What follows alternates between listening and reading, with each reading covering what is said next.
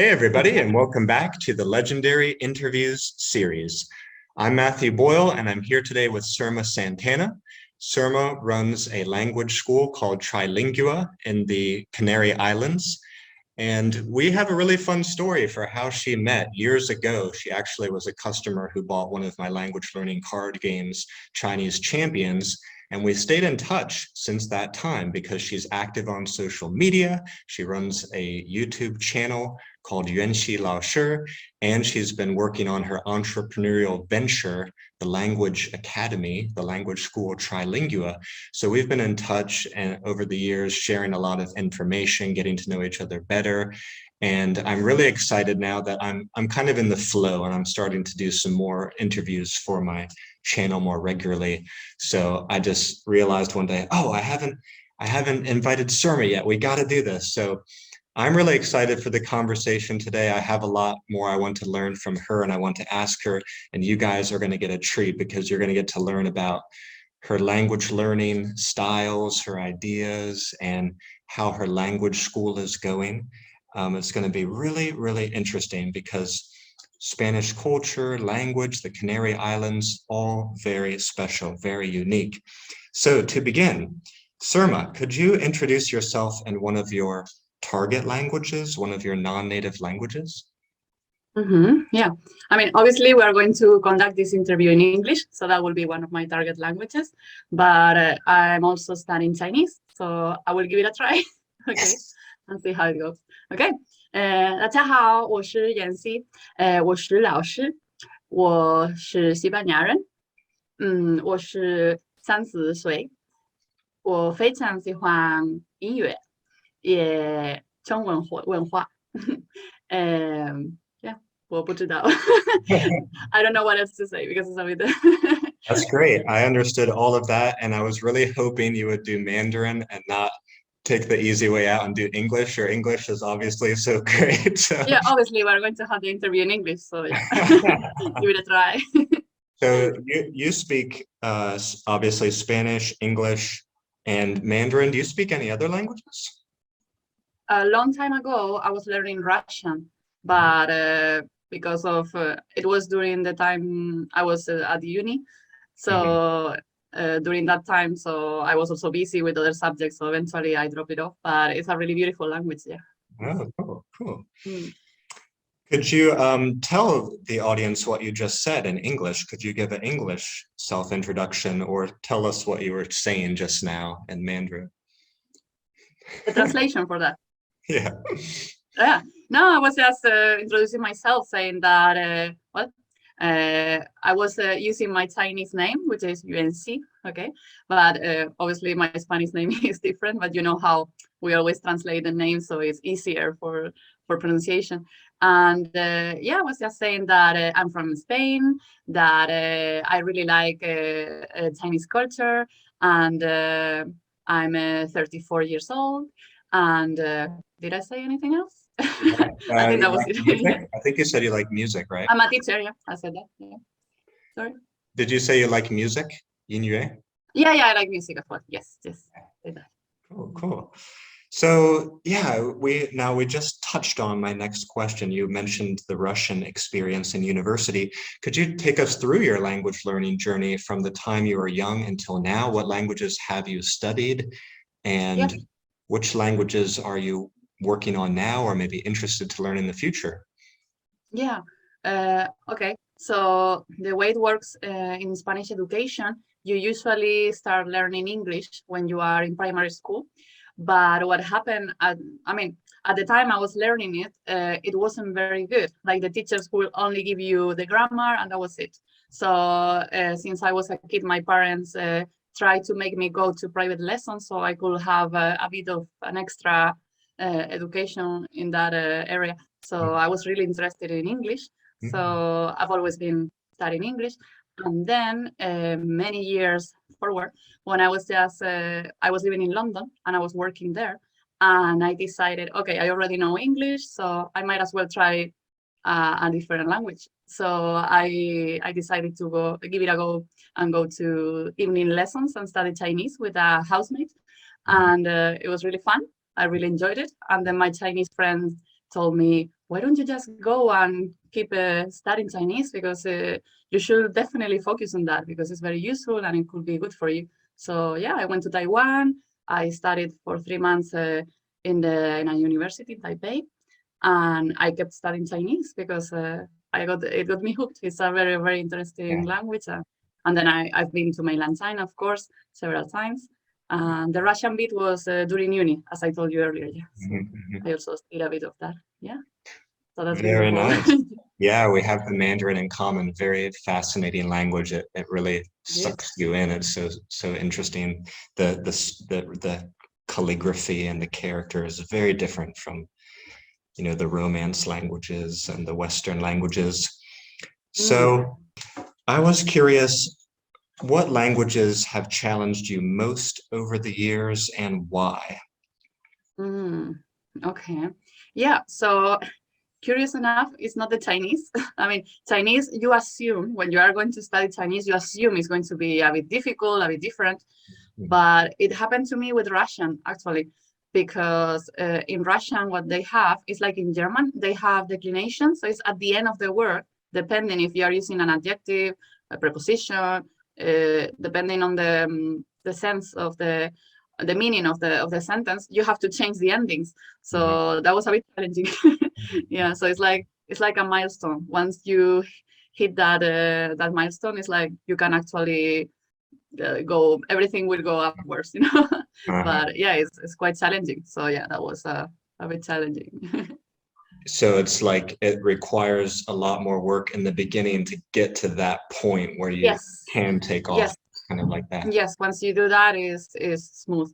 But yeah, I mean, obviously, studying Chinese can also be a bit challenging, but you just have to put the work, you know. You just have to keep studying it. So you assume that it's going to be a journey, but it's a beautiful journey. So it's not the Yeah, I'm so glad you said that about Chinese because I feel the same. It's funny because a lot of foreigners, especially Westerners, like there's a reputation that Mandarin is one of the hardest languages in the world to learn, and sometimes it's rated in that way in some language like rating systems.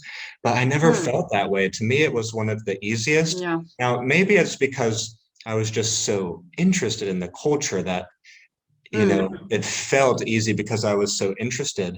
Maybe I'm not being so objective, but I really think that Chinese, it makes a lot of sense actually when you can learn the sentence structures more easily up front. There's no conjugating of tenses. I think one thing that bothers people a lot, they have trouble with pronouncing those tones right, and they worry too much about that, and so they just don't even really try. But if you don't worry about that too much and just give yourself a chance, the language makes a lot of sense. And I find in a lot of ways it's more simple and clear and logical than English. And I admire students in China who have learned English so much, because to me, English seems much more crazy and complex, and it breaks a lot of, you know, there's a lot of exceptions to the rules in English, whereas in Chinese, it's pretty straightforward, like what you have to do. It is. I think that's, I actually, yeah, I feel the same way. What you say is very interesting because I also feel Chinese students that learn Spanish, I think they have it the hardest. As opposed to us, Europeans or like English speakers, learning Chinese, because in Spanish we have so many different verb tenses, so it's crazy. So for them, it's not straightforward. So yeah. And I would add something else too, that sometimes I think, like when I say that, I don't want people to think my Mandarin is so amazing, because it's not.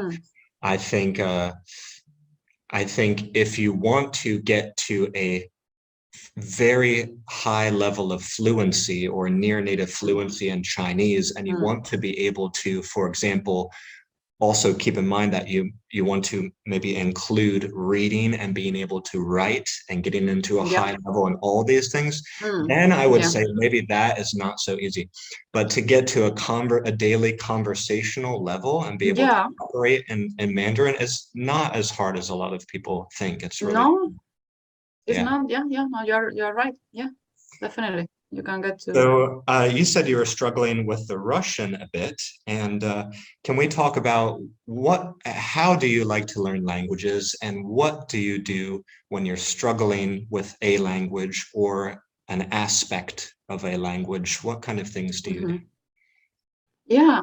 So, I mean, I'm a very visual person. So, and I think we are very lucky to live at this time, because we have so many tools that we can use. So I really I mean, I really love films, so I think it's really good to use all the audiovisual materials that you can get hold on, because it's really good. So yeah, basically uh, when you are learning a language, it's not about just reading the grammar and writing exercises. You definitely need to, you need to like express it with with all the ways that as possible. So basically, I think it's very important, yeah, that you use all the audiovisual materials. So that's the best way to get familiar with how it sounds and how the young people use it, because it's not the same what you see in the grammar books Mhm. and what you actually use in reality. So you definitely need to be connected with the how the people use it on a daily basis. So Mhm. yeah, so it's very important to try to surround yourself with it. So obviously, having a language immersion, it's a great opportunity, Mhm. because even if you're at a really really low level, it doesn't matter. You don't have to be like super fluent in order to go to another country and try it. And you don't even have to go to another country. Maybe just get in touch with people that speaks the language, that are from that country, from your target language, and just meet with them and try to have conversation, and when you struggle, obviously you have to, you cannot avoid it. It's like, I know it can be a bit like daunting, like, oh no, this is the bit that I really struggle with this, but you really need to tackle this, because Mhm. otherwise it will become a big deal. It will become a problem and an obstacle. So it's better just to try to get some help, and maybe somebody can explain it to you. If you are studying it with a teacher, you can definitely try to ask as many questions, so the issue gets a bit more clear for you. So Mm. yeah, Yeah, so definitely don't avoid it. Yeah. So you emphasize visual learning, you emphasize immersing yourself either by going to that country or by meeting those people who speak that language.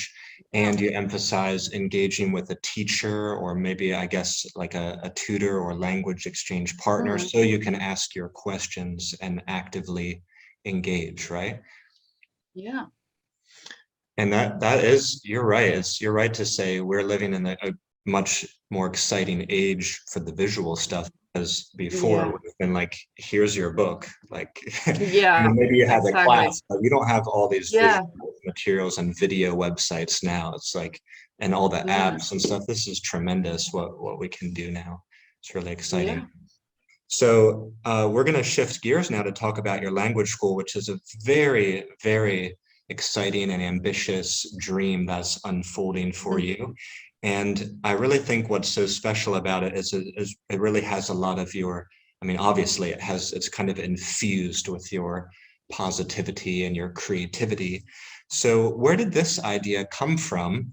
And tell us a Mm. little bit about the name. What does it mean? What's your mission? Yeah. Okay. So the idea came from when I was living in London, and I was meeting with language exchange. And I mean, I was meeting with people for language exchange. And what happened was, okay, so I needed to meet with Chinese people or Chinese speakers, but at the time I couldn't exchange any language because they were already fluent in English.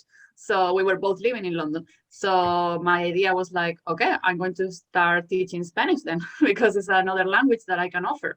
So yeah, it was really fun, and I really enjoyed sharing my culture with the other people. And I realized that it could be a really great change of career, basically, because I used to be a graphic designer. So then I got really interested in doing that, and I decided, okay, I could go back to my hometown, to the island of in the island of Gran Canaria. And I was like, yeah, I could definitely try to make it into a school, try to make it into some kind of project where I could engage with the students, bring international students to the island and mix it with the culture and also with the immersion. The idea of having the same thing that I did when I was in Taiwan, when I spent 3 months there, or when I've been in mainland China and I've spent months there. It's like you immerse yourself in the language and you are like interacting with the local people. You are also getting to know the culture because it's part of the language process. You have to learn about the culture. So that's how all the ideas started. And eventually in 2018, I moved back to Spain and I started teaching there and I started creating what will become Trilingua, which is basically, so the idea behind the name is basically 3 languages, because the idea is to have everything around obviously the Spanish language, English, and Mandarin Chinese. Yeah, so that would be the whole concept. I love how it all fits together because you have experience learning a lot of different languages. You have experiences doing those language immersion trips yourself. And you're also able to bring in even your graphic design background because the website looks great, the logo looks great. Thanks. Yeah, so that's all really cool. Tell us a little bit about where exactly is the school located and what are the Canary Islands for people who don't know? Can you kind of explain where these islands are and where is your school exactly? Yes. So the school is located in San Mateo, which is my hometown. And San Mateo is in the island of Gran Canaria. It's in the center. And the islands are in the south of Spain, but not in the south like the mainland. It's so if you have the map, you have Spain here, Africa here, okay? And the islands are here. So it's actually 3 hours from the capital of Madrid by airplane from Madrid. And the islands are small, but a lot of people live there. And we are 8 islands. And yeah, my island is one of the main ones in terms of population, facilities. And my school is not on the seaside, it's on the mountains. So it's a different experience because most people from Europe travel to the islands for the beach, for the sunny experience. But in my school, because we are in the mountains, you can also experience more culture because we also have like a farmer's market and we also have very hiking trips around the island. The islands are very unique because of the way, the climate. Yeah, the volcanoes and the geography and the stargazing and the clear skies. You have some observatories. Yeah, exactly. Yeah, we have observatories and yeah, the thing is like they are very, very quiet and they are great for nature lovers because basically you can hike, you can cycle, you can take a lot of pictures and it's not a very crowded place. And although they have touristic areas, they are not necessarily crowded or filled with people. So it's a very nice place to, and also the weather is very mild, you know, it's like even in winter, it doesn't go lower than 15 degrees. So yeah, it's very good. And one of the things for me coming as an outsider, I didn't really know, it confused me a little bit when I saw that word Gran Canaria. I thought that was Spanish for the Canary Islands, but it's not. That's the name of one of the islands in the chain. What do you call all of the islands in Spanish? Islas Canarias. Islas Canarias. Okay. Yeah, there is a misconception because people think that the name of the Canary Islands can be, the name is because of the canary, because of the bird. But it is not. It's because of the dog, can, because in Latin, canis is dog, okay? So basically because the islands were conquered, there were native people living there, but then the Spanish people, they came over and they conquered us and now we are also Spanish. But when they come over, there were like there was a specific breed, a different breed of dog, very particular, and they saw the dogs, and in Latin it was named Canary, yes, or Canary Islands. Yeah, I Yeah. see. Got it. What an exciting place to have a school. So can you tell us more about what services you offer through the school? What could people expect if they come to do some language immersion trip with you? Yeah, exactly. So what we do is basically during the morning, you can have 2 to 4, depending on which program, the intensity and the level you choose. So basically, you can have 2 to 4 hours of Spanish lessons with me or with other teachers, depending on how many people come over. But I'm the main teacher, basically. And you will have the Spanish lessons and then some lunch. And then we will go around the island. We have every day we have a different activity. Some days we will go hiking. Some other days we will go to local farmers, a local farmers cheese making place, and you will get to see how it's done. You also have a cheese tasting. It's really fun. You can also like make a bit of cheese with them, and they show you how is the whole process. We believe it's important that you see how local products are made, because most people in the cities, they don't get to see it. They just go to the supermarket and pick it up, and that's it. And yeah, we also have visits to different towns that are very unique, and you have to see them because it's not it's not something that you I mean, you can see the pictures, but you have to experience them. Also, we also have a stargazing tour, which is very exciting. Certain days of the week, they arrange this local company. They arrange for the people to go and check it with really cool lenses, and you get to see different different parts of the like the the sky and all the stars. And we also have a cycling tour through the city. It's really nice because the city has a lot of historical landmarks, so it's very good. And yeah, that's like basically hiking, different cultural trips, visits, and also activities like we can like watch films together. We can make food together, which is also really fun. And well, in our school, we have like a very small farm, it's a local farm. So we also have the chickens, and it's really fun to go around and pick some eggs. So yeah, it's Yeah, always fun.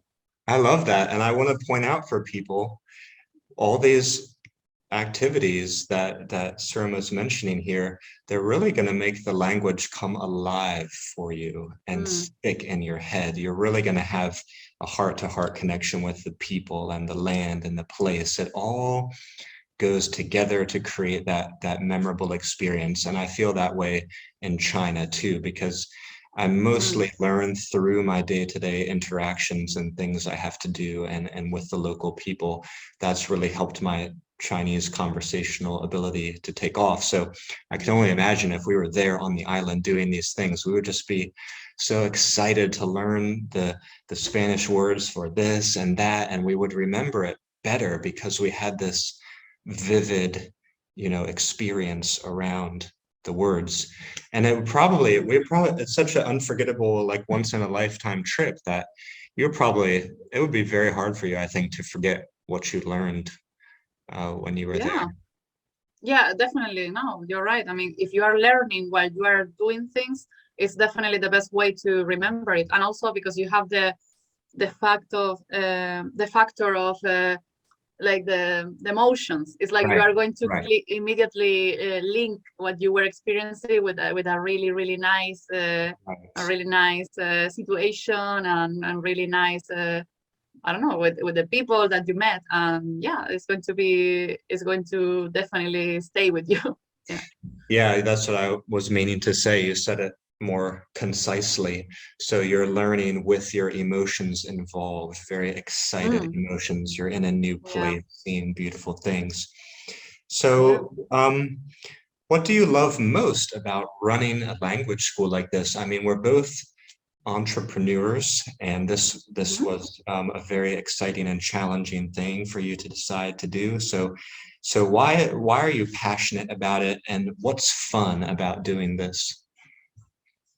Well, I think it's really, I think it's a great privilege to be able to share your culture and share what you love the most about it with other people, and also see how their curiosity is like is fulfilled with a lot of new knowledge. So I think that's very cool. I mean, I'm sure you will agree with me. Like it's really nice uh, getting to have other people learning new things and see how they progress, and you feel very proud. So it's like it's really great helping other people learn new stuff and get the knowledge that and also teach them about things that they weren't even expecting.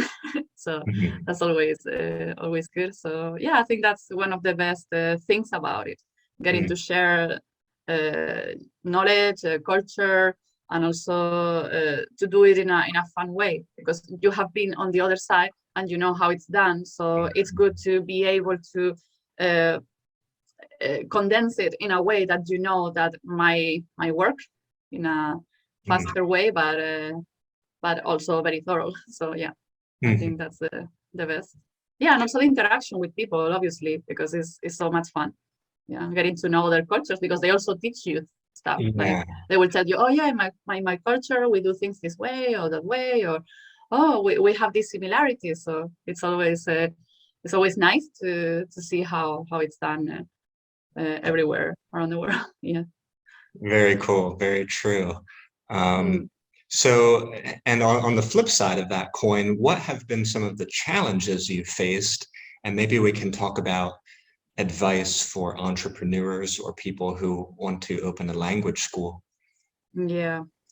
Well, obviously, in my case, I just opened and I started my project right before the pandemic hit. So obviously now we are facing this big challenge, but you just have to be very flexible. You have to be able to switch to one thing to another. So like it's good that you are online.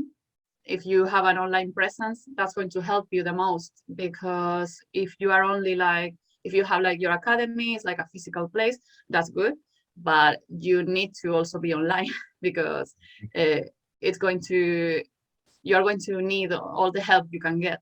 And Mhm. basically it's important that also, in order for you to save some money, you shouldn't start with big, like you have to start small. Mhm. Don't start with a very big project. Try to do what you do best, but start from small and then like progressively build upon that. But Mhm. don't start Mhm. so big, otherwise you're going to have trouble, because it's going to be a problem. So definitely the struggle is uh, you have to learn how to, I mean, you need to be very intuitive Mhm. about how you do it, okay? But definitely be online, be present online, because sometimes you might have to resort to that in order to keep existing, basically. Mhm. Uh, so yeah, that will be one of the biggest piece of advice that I could give you, definitely. And yeah, and also the, yeah, I think I that will be really, the biggest part. Yeah, yeah, I I would really say. appreciate that. I really appreciate that you emphasize flexibility, because I was Mm, reflecting recently on what I just love about being an entrepreneur and what I love about other entrepreneurs is yeah, entrepreneurs are people who they're constantly faced by challenges and ever-changing situations around their business and the economies, yeah, but they are a kind of people who it's sort of a basic requirement in your DNA. If you're an entrepreneur, you must be willing to adapt and keep going, adapt and keep going. mm, Yeah, it's just always like yeah, that. You're always an mm, underdog. That's just part of the game. It comes with the yeah, territory. And you are in this active, exciting world with other underdogs trying to come up. And you always have to be willing to learn, be flexible, adapt, yes, never giving up. yes, And that's what gets your vision out there into the world. And it's, as some people say, it could be an overnight success that takes 10 years, you know. Yeah, exactly. Yeah, no, They all say, the hard work behind. yeah. Yeah. Can I just say something? Because I also forgot, this is very, very important. You also have to associate with other people.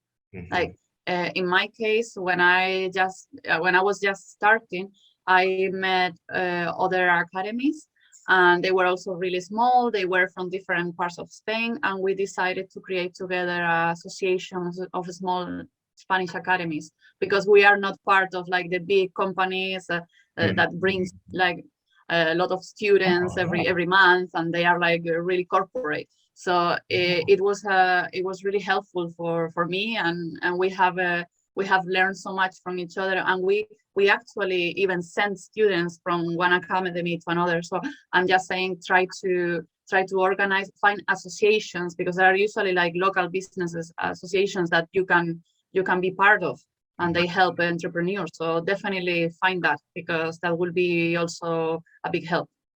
Nice. I like that as a way to have some kind of, if you're associating with other entrepreneurs and building a sort of collective, that gives you a way to Yeah, it's a network, back and it's against definitely, the big players. yeah. Yeah, don't think of other academies as competitors. Like if you find people that are doing similar stuff to what you do, definitely try to talk with them, because you might be surprised to find out that you could actually collaborate as we do. Like I have the good weather, other academy in the north of Spain have really good lovely hikes in really cold mountains, but we can share, we can share our students, because they might be looking for the sun or their different lifestyle in the north. So yeah, you can definitely share. Yeah, I second that. I agree with that. And if you are maybe new to the entrepreneurial world, one thing I want to tell people is other entrepreneurs, even if they're kind of in the same field as you, entrepreneurs tend to be very positive, helpful, collaborative, Yes. hardworking people. So don't be fearful that other entrepreneurs are trying to compete with you and trying to beat with you. In my experience, over maybe 6 years of trying to build my company and sell my games, most of the people I met want to help. They want to make things better. They want to create new things together. They don't want Entrepreneurs they don't want to steal other people's ideas or copy or compete. Entrepreneurs are in the business of evolving something new that others can't do like they can do. So they're not really looking at they're going to steal from you, because each entrepreneur knows they're bringing something special out from their heart. Other people couldn't copy it. So entrepreneurs, don't worry, entrepreneurs are very positive and collaborative people by their nature. Okay, I want to review your ideas here, because you threw out a lot of important ideas that are really helpful to me as well. So in addition to the physical school, definitely realize you need to be online as well.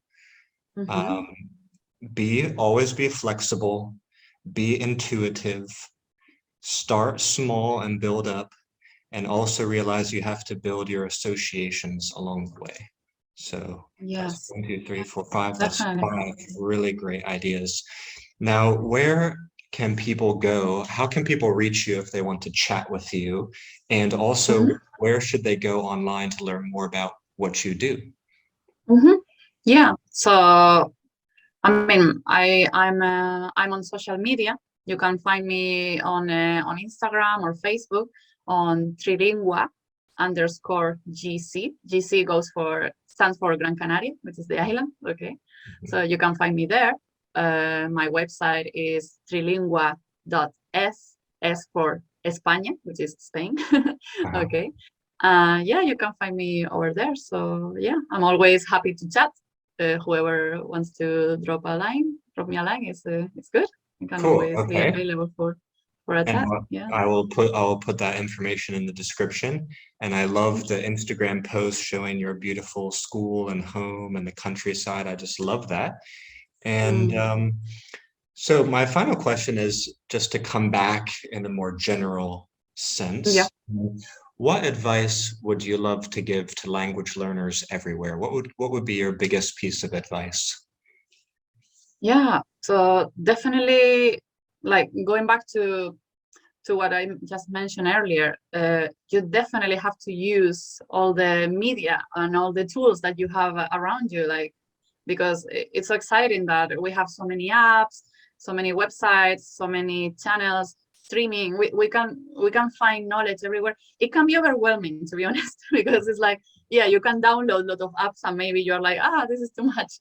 Yeah. But definitely, I don't know, just, yeah, same thing as starting from small. Just get some goals for the week at least and try to get them done. Or if you just want to relax and you love watching films, as I do, just pick the film that you most like. You know it from memory, you know every line, and you know what's going on, and just listen to it, watch it in your target language, because it's going to be so much fun. You already know what's going on, but you will watch it with a different perspective. Like, you will be getting used to how it's spoken and how people interact.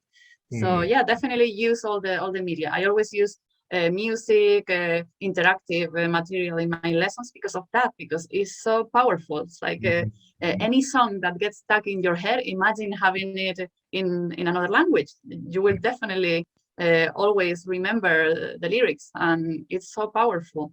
So definitely use all the interactive material that you can use.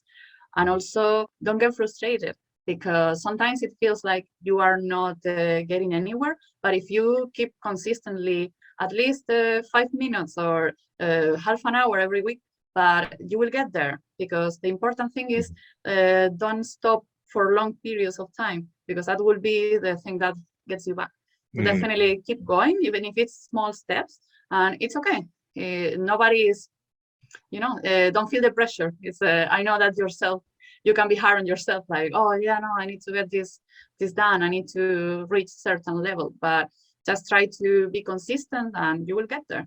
I mean, it's a lifetime process. You're always going to be learning, even in your own language. I still learn Spanish words sometimes, like, oh, I've never heard of this. So yeah, definitely. Yeah. Thank you. Well said. I love all that advice, and I definitely support it. I agree with it.